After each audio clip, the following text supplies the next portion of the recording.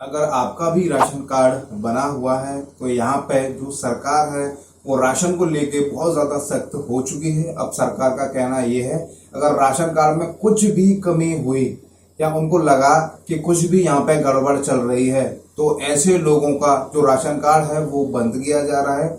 आने वाली 1 जून से अब कुछ ऐसे लोग हैं जिनके पास राशन कार्ड तो है लेकिन उनको अब जो राशन है वो नहीं मिलेगा। राशन उन लोगों को क्यों नहीं मिलेगा, सब कुछ मैं आपको आज इस वीडियो में बताने वाला हूं। कौन सा यहाँ पे जो नया नियम है वो लागू कर दिया है, किन किन लोगों को यहाँ पे दिक्कत होगी, सब कुछ मैं आपको अभी इस वीडियो में बताने वाला हूँ। वीडियो आप लोगों के लिए बहुत ज्यादा इंपॉर्टेंट है, हेल्पफुल है, सो आप लोग इस वीडियो को शुरू से अंत तक जरूर देखिएगा।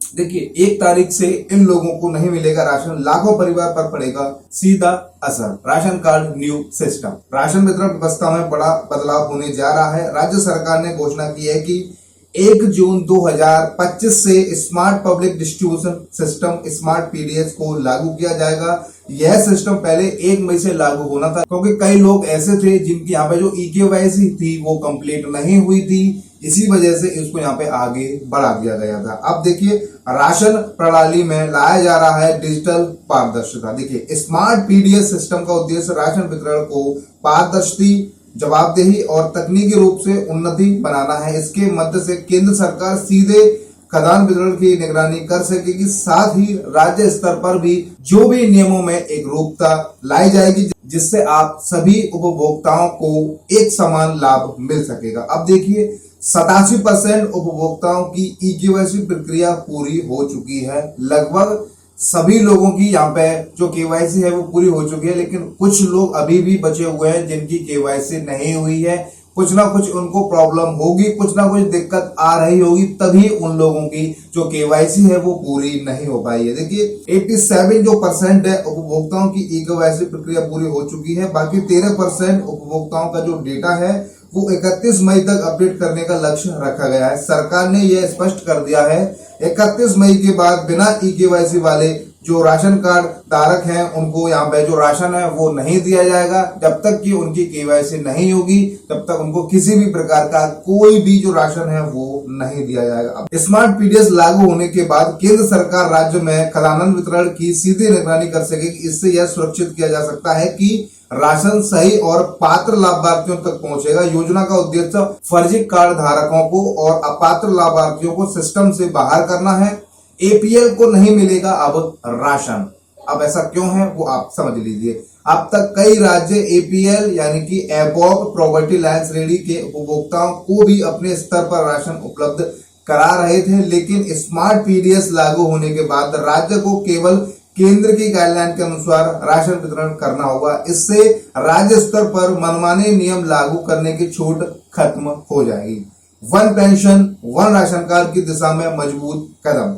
स्मार्ट पीडीएस सिस्टम पहले से लागू one pension one ration card ONORC योजना को और मजबूत बनाने की दिशा में एक और अहम पहल है। इस योजना के अंतर्गत पात्र उपभोक्ताओं देश के किसी भी राज्य से राशन प्राप्त कर सकते हैं। अब इस सिस्टम से यह भी सुरक्षित किया जाएगा कि वास्तविक लाभ केवल पात्र लोगों तक ही यहाँ पे पहुंचे।